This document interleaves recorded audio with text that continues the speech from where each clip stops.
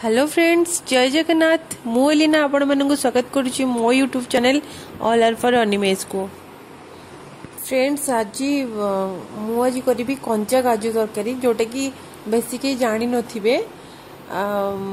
आसतु कर काजू तरकारी। फर्स्ट ना कि कंचा लंका, रसुण, जीरा, सोरिष तार पेस्ट बनईदबा। तापर कि काजू धोई नबा। तापर कड़े किसी तेल पकेबा। से कंचा काजू को टिके भाजीदबा। कंचा काजू को भाजिले तार कषा अंश जीव।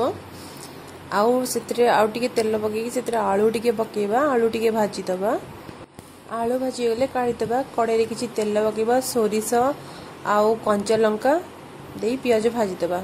भाजी सारा पियाज तादे बेसर मसला पकईदबा। पकई टिके भाजीदबा।